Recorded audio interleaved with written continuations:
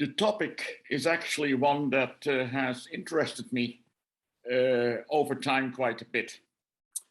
I wrote my dissertation on the topic, and it was published by Andrews University Press, Seventh-day Adventist Attitudes Towards Roman Catholicism. I did not get my degree from Andrews, but George Knight was at that time involved with the Andrews University Press, and he decided that it was worthy of being published, so he arranged for it to be published. And strangely enough, the 2,000 copies that were printed have all gone. Now, of course, the topic was a bit controversial, but very little happened after the book had been published. Actually, I started to get some flack for it when I reduced it to an article in Spectrum. Then, when that happened, I received a very official letter that was sent to me as an official reprimand with copies to all kinds of people around the world, indicating that really what I had done was close to the unpardonable sin. And this just was not what I should have done as a administrator, as I was at the time of the church. Well, I was not fired, so I continued in my evil ways.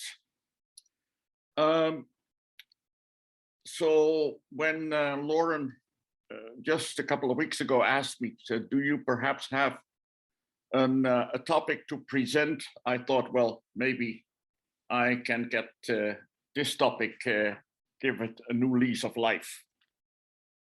Adventism and Catholicism, what are the issues? My screen is visible, Gina? Yeah, okay. So some of the issues that I want to discuss in the next hour is how our views, our Adventist views, developed with regard to Roman Catholics. And in particular, want to sketch something of the context, the immigration of Catholic citizens from about 1800 onwards. I want to point out that the early Adventists were actually quite moderate in their anti-Catholicism. That our views as Adventists were not just influenced by theological factors, our study of prophecy, but also by non-theological factors. The question, was Ellen White anti-Catholic? She wrote her book. Ellen White wrote the book, The Great Controversy. And as you know, there's quite a bit of controversy going on about that book right now. And it's been interesting to see the article that Lauren wrote about the plan of the president of our church to distribute 1 billion copies. Other statements of Ellen G. White about Catholicism, I want to briefly mention some, and then also say something about the official statement that the Adventist Church published about Catholicism in 1997. That was at the time of Robert Falkenberg. And strangely enough, he even asked me to be part of the small committee that drafted that statement. And there are a few sentences in the statement that I recognize as having contributed, although there are quite a few other sentences in that statement that I wished were not there. So these are some of the things that we are going to talk about. Let's first look at the religious climate in the mid-19th century, the time that Adventism emerged. America was, of course, a Protestant country. Puritan roots, the presence of traditional churches, the Baptists, the Methodists, a strong restorationist trend. America had seen waves of revivalism, the first revival and the second revival. One of the things that American Protestantism was very keen on was discussions on the millennium, and people were often divided into premillennialists and postmillennialists. One American church historian once said that America was actually drunk on the millennium. It's just one chapter in the book of Revelation, and yet this was a hot topic throughout American church history and even today. In the background of American Protestantism, there was a lot of interest in the apocalyptic prophecies, and there was a strong representation of historicism. So this is not something that we invented, but that was quite widely prevalent. As the century wore on, there was a very strong anti-popery rhetoric. And one of the interesting things that at least I found that interesting, and certainly also in connection with the presence of William Miller, was what Nathan Hatch, an American church historian, has called the democratization of American Protestantism. The idea that you don't need to be a trained theologian in order to speak about theology. Actually, everybody who had a Bible and a concordance could understand the Bible and could preach from the Word of God. And that was exactly what William Miller also claimed to be able to do. The Adventists, when they came around, they adopted many of the Millerite views when it comes to prophetic interpretation. And of course, when we talk about Catholicism, then the topic of prophetic interpretation is very close. Among the principles that Adventists adopted was historicism, the idea that the prophecies of Daniel and the Revelation were fulfilled in 25 centuries of history and church history. Adventists also adopted the year-day of day-year principle. One day in a prophecy, in an apocalyptic prophecy, stands for 1 year or 360 days. The idea that the end was near, which of course motivated the Millerite movement, that was carried over in Sabbatarian Adventism after the Great Disappointment of 1844. Also, the idea that there was a division, and certainly ultimately going to be a division between God's faithful on the one hand and Babylon on the other hand. And Babylon then was all apostate churches, Protestants, but also Roman Catholics. Now, today we would turn that around and would say Roman Catholics and also Protestants. But at the beginning, Babylon was mainly, first of all, Protestants and also Roman Catholics. Some of the things that were playing a major role in Adventist interpretation of apocalyptic prophecy. Some of them also taken over from Millerism, and some developed as the years went by. Biblical symbols applying to Roman Catholicism, the little horn, Daniel 7, man of sin, the harlot, and of course the beast in Revelation. The idea that there would be a persecuting power in the past and certainly also in the future. The 1260-day period figured very prominently in the prophetic interpretation. It was the period that the papacy was very powerful and God's people were being persecuted. But there was a deadly wound, as it was called, in 1798.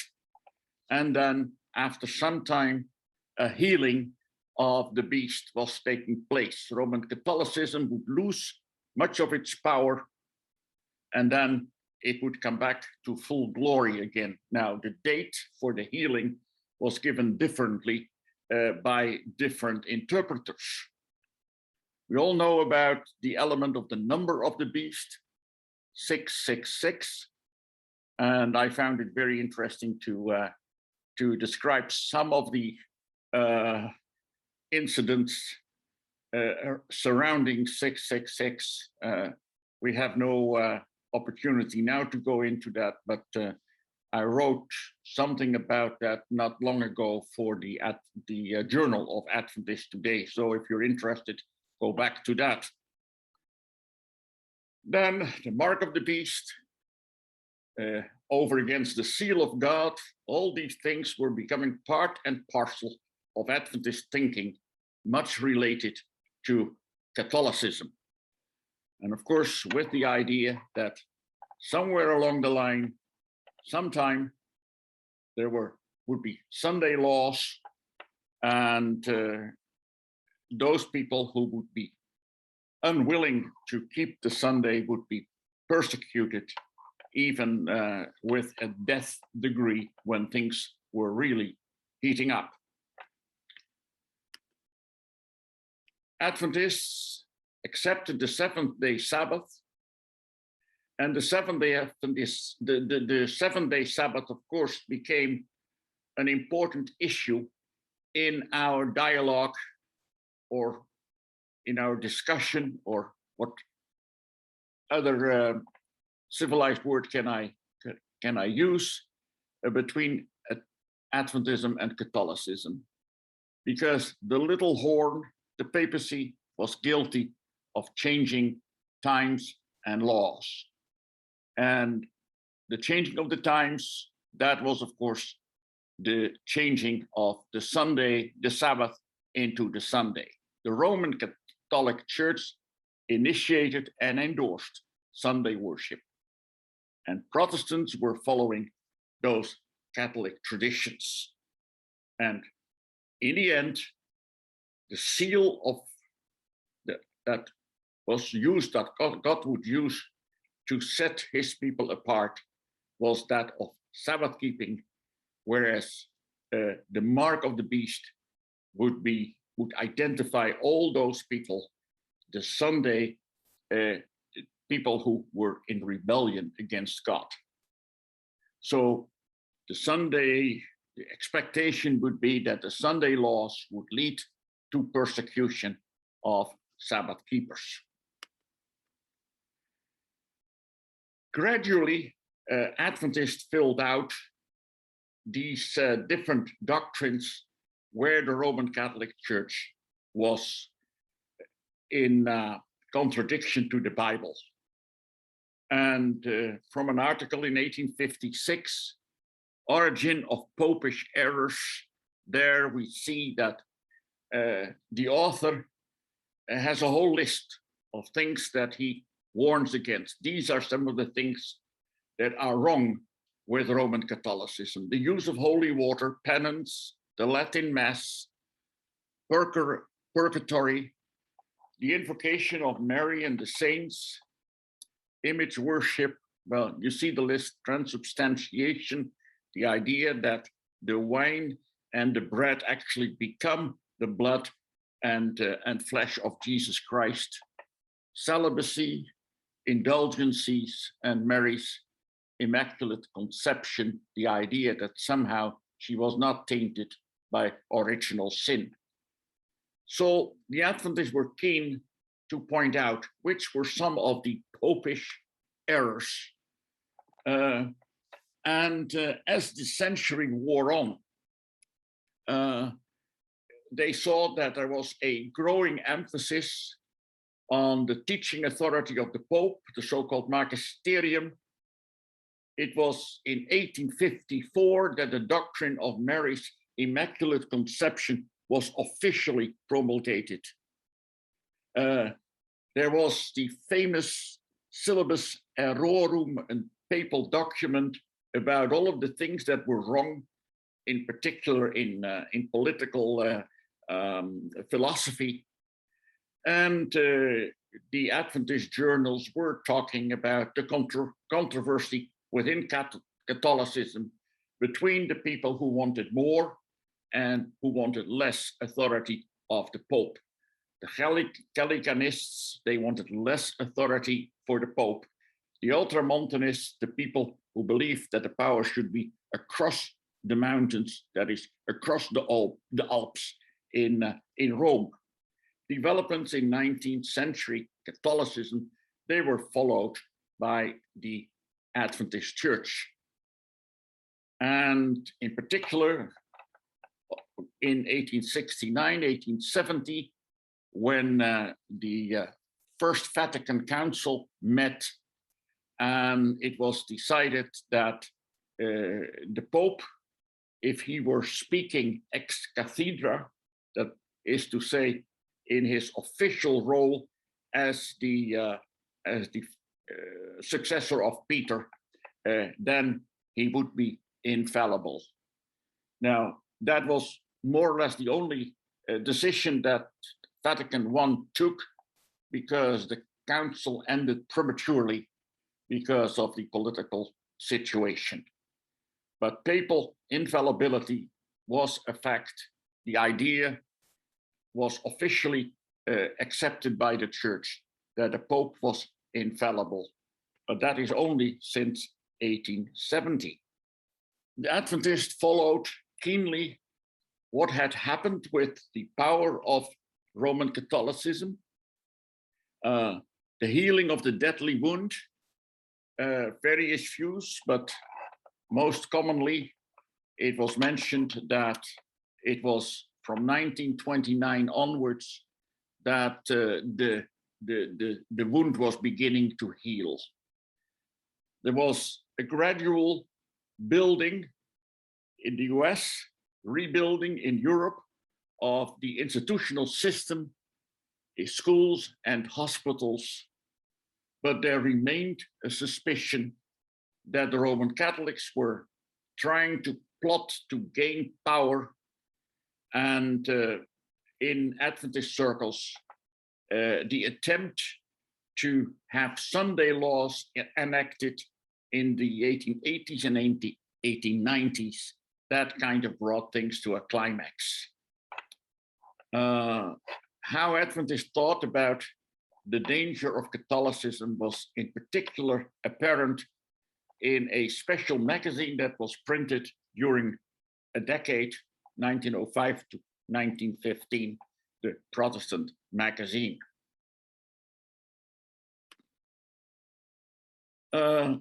In the early 20th century, there were a number of things that really got the Adventists upset. Presidential candidate Alfred Smith, he was a Catholic in 1928.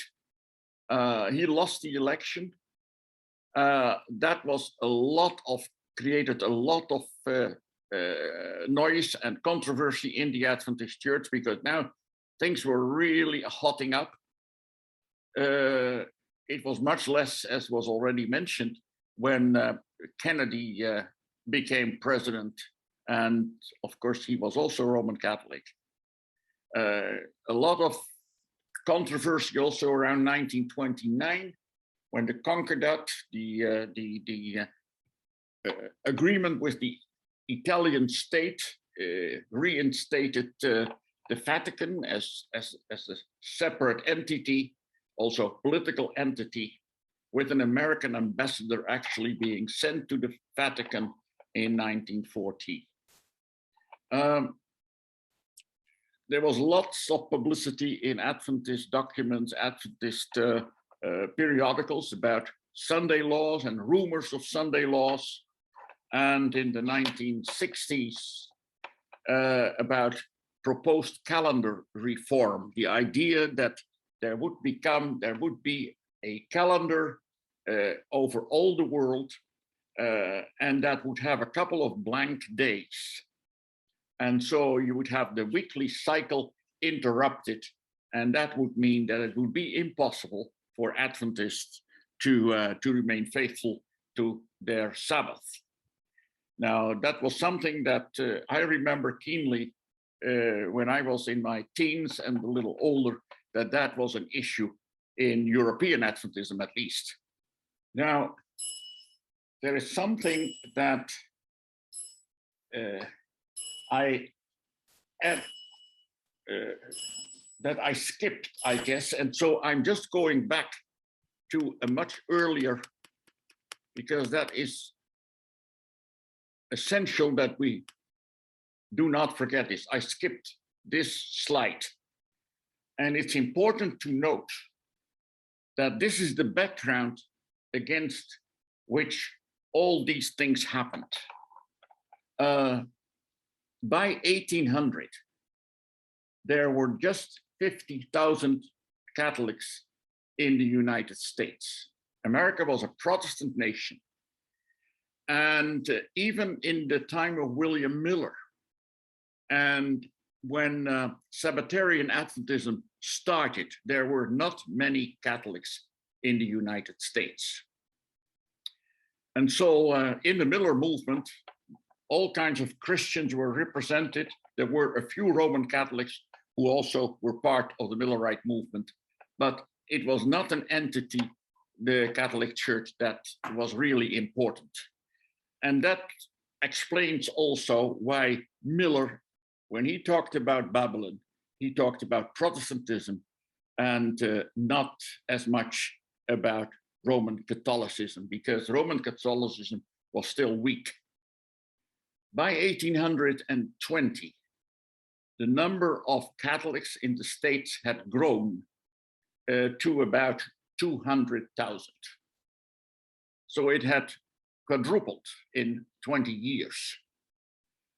But then you see that from 1820 to 1860, and this is the time of Millerism and the time of early Sabbatarian Adventism, the growth is from 200,000 to 2 million. And you see that in 1900, there were 12 million Roman Catholics.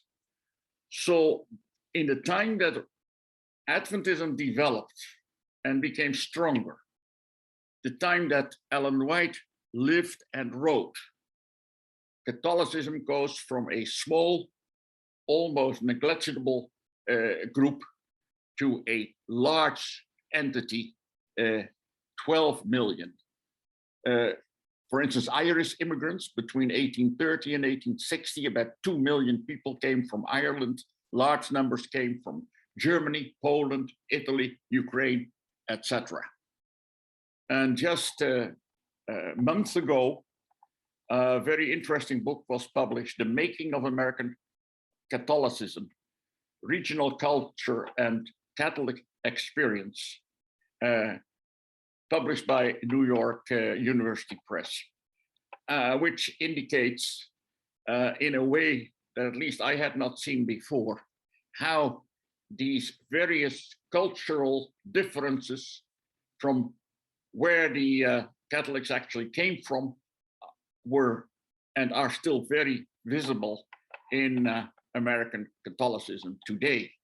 There is a major difference in regional cultural experience among Catholics.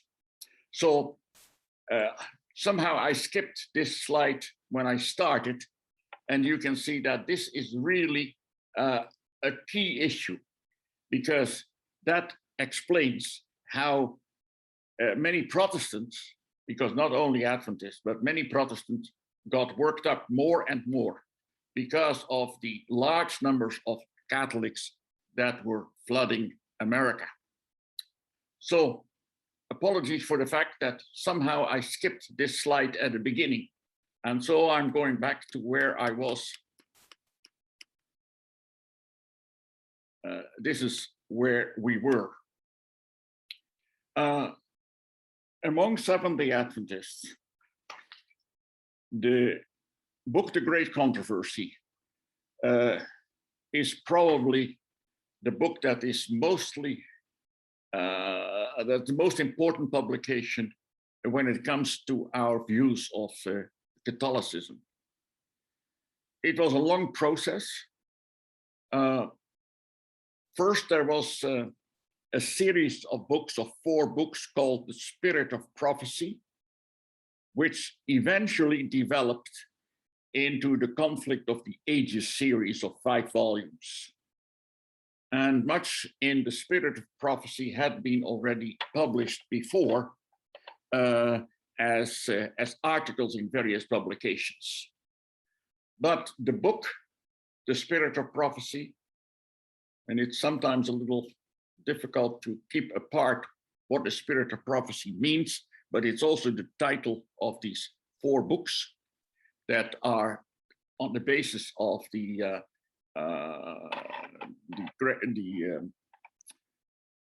5 conflicts books in the conflict series. They are one of those books. Volume 4 became The Great Controversy. The Great Controversy, the 1888 edition. Now, there are some significant differences between the edition of 1888 and the Great Controversy edition of 1911. And you're probably aware, or many of you are probably aware of the fact that for some people in our church, the 1888 edition is the only one that you should read. Because, 1911, Ellen White was getting very old, and there were people that were involved in editing The Great Controversy, making a new edition, wherein actually some of the sources that she used were being identified, and also where the language was quite a bit softer in many cases, especially when it came to Catholicism, than it had been in the 1888 edition. So the fact that the book developed is probably a good indication of the fact that also Ellen White herself developed in her view of Roman Catholicism. And actually, when you compare certainly the 1911 edition, but even the 1888 edition, when you compare those books with books of other Protestant leaders who wrote about Roman Catholicism, you might say that actually Ellen White was quite moderate in her anti-Catholicism. Of course, it was a subjective view of history which Ellen White presented to the church, and it followed, in general, the apocalyptic scenario that had developed also by people like Uriah Smith and others. The Great Controversy, unfortunately, it continues to be a controversy with the Great Controversy. The chapters about the papacy are, for many people nowadays, embarrassing. In the chapter Character and Aims of the Papacy, some of the things that Ellen White says, we must not be fooled by the fair face of Catholicism. The fair-faced Catholicism presents to the world. So they may be nice in your face, but that's just to lead you astray. Rome she says, will never change. And every principle of popery that existed in ages past exists today. Romanism as a system is no more in harmony with the gospel of Christ now than at any former period in her history. Well, I think we must take into consideration that she wrote this over a century ago. But many people are quoting it today and saying Rome will never change. Every principle that the church has espoused in the past, it's still there. And whether it's fair to really use that kind of language still, I really doubt. Quoting, she is silently growing in power. That's the Catholic Church. Throughout the land, she is piling up her lofty and massive structures in the secret recesses of which her former persecutions will be repeated. She is stealthily and unsuspectedly strengthening her forces to further her own ends when the time shall come for her to strike. That's the kind of language that Ellen White uses in The Great Controversy that many have grown rather uncomfortable with. Protestantism will yet stretch her hand across the gulf to grasp the hand of spiritualism. She will reach over the abyss to clasp hands with the Roman power. And under the influence of this threefold union, our country, that is America, will follow in the steps of Rome in trampling upon the rights of conscience. So that is the picture that is being painted here. Babylon consists of three parts, three unclean spirits: Roman Catholicism, United Protestantism, and spiritualism. Well, I don't know how many of you have actually read the book, The Great Controversy, but I find it very difficult to see that kind of language would be still used, would still be quoted by some today when we talk about Roman Catholic fellow Christians. Yet Ellen White, as time went by, became somewhat milder. We find that not only in the 1911 edition that some of the really awful wording is softened, but she writes, for instance, in an article, and that came later in the compilation, Evangelism.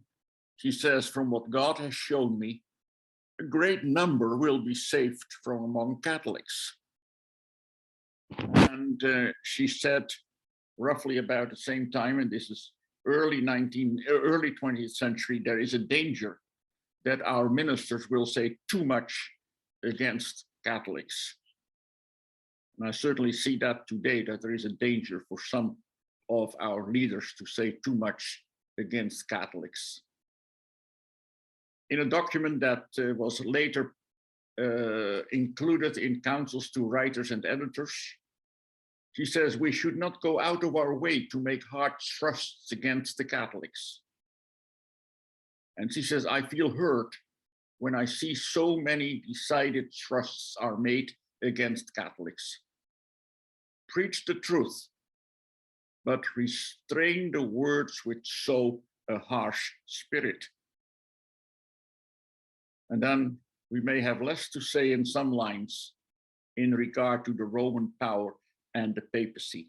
So interestingly, that while there are these very tough sentences and paragraphs in The Great Controversy, there are also instances, certainly later in her life, towards the end of her life, where she is much more moderate. Well, can the church change? Ellen White wrote in the Great Controversy, no, she can't. Those who are promoting large, massive distribution of the book, The Great Controversy, they feel the same. Rome cannot change. That is their message. But is that fair? If you look at what has happened, if you look at Roman Catholicism worldwide, is the present Roman Catholic Church the same as the Church of the Middle Ages of the Borgias? Should we not accept that, for instance, the Vatican, in Vatican II, the Second Vatican Council, much progress was made with regard to religious freedom, and that in general today, Roman Catholics defend religious freedom. They are not the same as they were in the Middle Ages. And then I think there is an issue of fairness when we speak about Catholics today. We don't like it when people attack us and use statements and documents that are from the beginning period of Adventism. We tell people, okay, this is not who we are today. Look at present, at modern, at recent publications of the Adventist Church. Should we not also be the same with regard to Catholicism? We find that still we use quotations and we use statements from very old Catholic publications as if they were written today. I don't think that is fair. We would not like to be treated like that ourselves. Let's also, I think, accept that Roman Catholicism is not the strong world power as it is made out to be. Roman Catholicism has weakened in many regions of the world. Yes, it is still growing in the south, as is the case with our church and some other churches. But in many areas of the world, Roman Catholicism has not the power it once had. And that is certainly true in the country where I live. But that's true also in many other countries in Europe, that Catholicism is becoming a minority church. Catholicism differs from place to place. I refer to that book in the States, who Catholicism is different from area to area in the United States, but certainly also when you look at the world, Roman Catholicism in South America was very different from Roman Catholicism in many places in Europe. Now, at the same time, I think we must acknowledge that although we may have to change the way we talk about Catholicism, the way we attack Catholicism, many ideas in the Catholic doctrines remain that are unbiblical. Question that I often ask myself, is there not a need that our prophetic interpretations, also with regard to Roman Catholicism, are updated? And there, of course, much depends on our view of how we should interpret the prophecies and whether our view of historicism is not, should not be taken, should not be looked at again. The General Conference recognized that maybe it ought to say something about Catholicism, and it came with this statement in 1997, statement that I referred to earlier when we started. Seventh-day Adventists regard all men and women as equal in the sight of God. We reject bigotry against any person, regardless of race, nationality, or religious creed. Further, we gladly acknowledge that sincere Christians may be found in other denominations, including Roman Catholicism. And we work in concert with all agencies and bodies that seek to relieve human suffering and to uplift Christ before the world. Seventh-day Adventists seek to take a positive approach to other faiths Our primary task is to preach the gospel of Jesus Christ in the context of Christ's soon return, and not to point out flaws in other denominations. Now you can see why I was quite satisfied with some of the statements that were made. As Adventist relates to Roman Catholicism in particular, both the past and the future enter into our thinking. We cannot erase or ignore the historical record of serious intolerance or even persecution on the part of the Roman Catholic Church. The Roman Catholic system of church governance, based on extra-biblical teachings, such as papal primacy, resulted in severe abuses of religious freedom as the church was allied with the state. Seventh-day Adventists are convinced of the validity of the prophetic views, according to which humanity now lives close to the end of time. Adventists believe, on the basis of biblical predictions, that just prior to the second coming of Christ, this earth will experience a period of unprecedented turmoil, with the seventh-day Sabbath as a focal point. In that context, we expect that world religions, including the major Christian bodies as key players, will align themselves with the forces in opposition to God and to the Sabbath. Once again, the union of church and state will result in widespread religious oppression. To blame past violations of Christian principles on one specific denomination is not an accurate representation of either history or the concerns of Bible prophecy. Adventists seek to be fair in dealing with others. Thus, we remain aware of the historical record and continue to hold our views regarding end-time events. We recognize some positive changes in recent Catholicism and stress that conviction that many Roman Catholics are brothers and sisters in Christ. Now, when you read that statement, as I said earlier, there is lots that sounds a lot nicer and a lot less embarrassing than some of the statements that we sometimes hear and some of the statements that we read in the Great Controversy. But in spite of this document, and actually I don't hear our current leaders quoting that document very often, in spite of this declaration in 1997, there continue to be unpleasant incidents. In fact, the billboard controversy of 1993 was one of the factors that led to this declaration by the General Conference.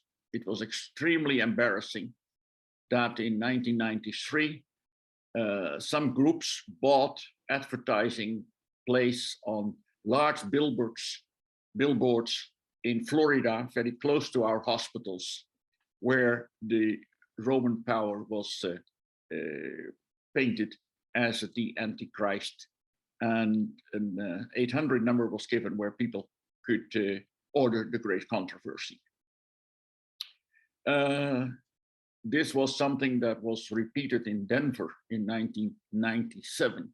And there were other very ugly incidents. During one of the meetings of the World Council of Churches, a group of Adventists was able to enter the hall, and they had some anti-Catholic messages that they, I think it was in the form of balloons, that they let loose in the hall where the meeting took place. We still find a lot of aggressive evangelism, in particular on the margins of the church, a lot of conspiracy thinking, a lot of suspicion. Let me give you an example. This goes back to when the General Conference was held in Toronto. And I think that was in the year 2000, if I'm not mistaken. In 1998, Pope John Paul II had sent out a pastoral letter called Dies Domini, the Day of the Lord. And that caused a lot of reactions in Adventist circles. Here, the Pope was talking about the Sunday. And actually, he said a lot of good things about the day of rest and how human beings need a day of rest.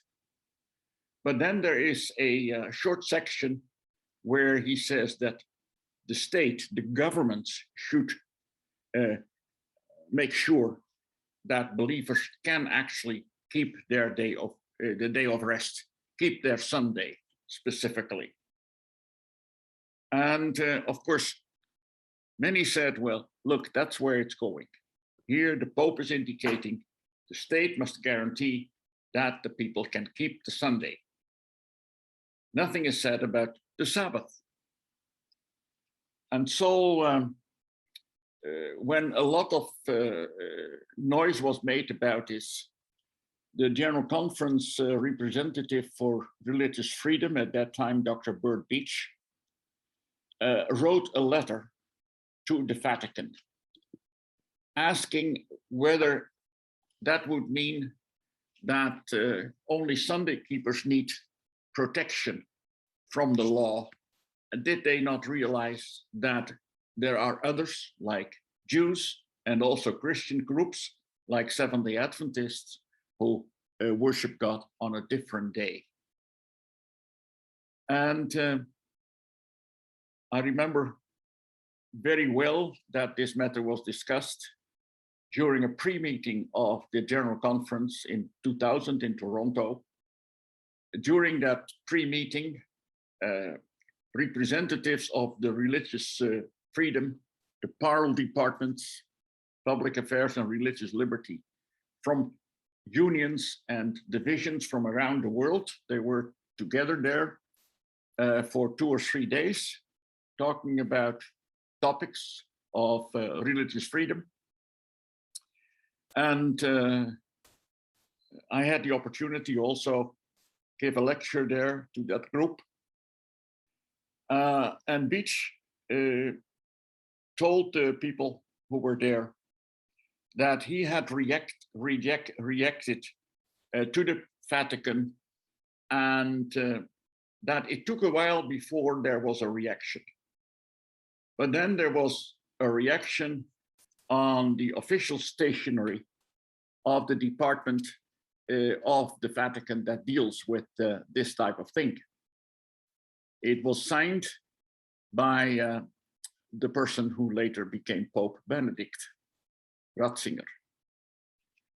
And it said that they acknowledged the receipt of the letter and they apologized for the fact that they had not taken into consideration that there are indeed people who worship on a different day. And it is without, without doubt that the Catholic Church would just as much defend the right of others to worship on a different day. That is not the issue. The issue is that people must be able to worship in harmony with their conscience. The letter was reproduced, and the people who were there, some 200, I think, they all received a copy. But there was a very sizable group. I don't know that it was a majority, but it was a very sizable group who felt that this could not have come from the Vatican. And in fact, this was the General Conference that was trying to put wool over our eyes. There was a very ugly kind of suspicion. And that is something that I see all the time and many of you will probably, when you're aware of it, also see it, that nothing good can come from Rome. And even when the current Pope is doing some good things, there is in many minds the idea, yeah, but he is just doing that to lead us astray, and just wait and see what is going to happen. And yeah, we are now faced with this plan of the General Conference president, and I suppose some people around him, of distributing billion copies of the Great Controversy. I think that Lauren has written a very good article about that. And actually, 2 weeks ago, I wrote a blog about the same topic, and I was surprised at the number of reactions that I received. And I was also surprised of the well, what is the word that I'm looking for?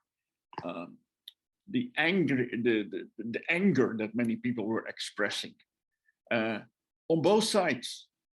And it seems that we've come to the point that we are so polarized that it's difficult just to argue and listen to the arguments that the other people have.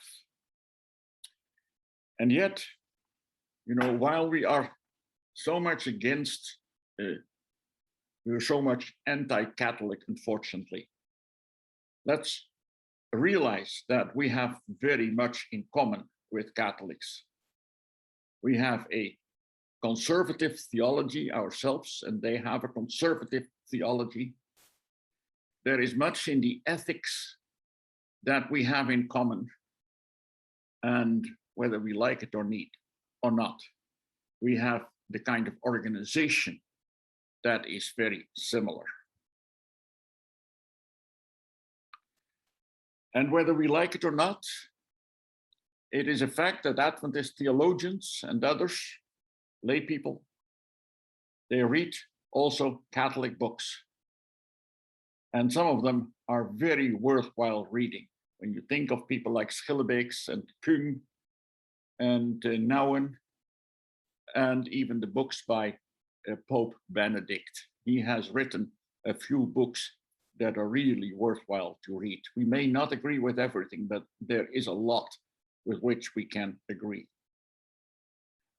Fortunately, we see in many of our official publications less strong anti-Catholic rhetoric. There is more focus in the books that are published on the books of Daniel and the Revelation, and when the authors are dealing with Roman Catholicism, there is more focus on the dubious past and on the power structure than perhaps on the future. I see that the prophetic role of the USA and the role of Roman Catholicism receives somewhat less attention than it used to. We talk about the beast from the sea, but very little about the beast from the earth. And we are more careful in many ways with the organizational implications, calling people Protestants, evangelicals, Reformed people, Lutheran people, part of Babylon. We are a little bit more hesitant to do that. And maybe we're also a little bit more hesitant to apply the concept of the remnant exclusively to ourselves. And what we also clearly see is that in some parts of the world, and for instance, in South America, Inter-America, the leaders are calling for less aggressive evangelism with regard to Catholics. And the argument is that it really does not bring us the type of members that we would like to see. People who are taught to be against something, to fight something, to denounce things, they will continue to do so once they have been baptized and have become members. in the Adventist Church. I think, in closing, that many of our members need more knowledge about the background of anti-Catholicism, need to understand more that as the number of Catholics grew exponentially, that caused people to be afraid. And of course, many of the newly arrived immigrants from Europe, Catholic immigrants, they were willing to pay to earn, work for less money. They were taking away jobs. And there was some feeling that maybe their loyalty was not towards the President of the United States, but rather towards the Pope in Rome. We need to give people more information about the background of this whole process. I think we need to rethink the status of the great controversy. And base our opinions more on current events and current literature than on things that happened in the past. I feel very strongly that we need to be Christ-centered rather than enemy-centered. And we need to make sure that we actually meet real Catholics and not have some kind of a weird idea of what Catholics are. In other words, we need dialogue rather than outright condemnation.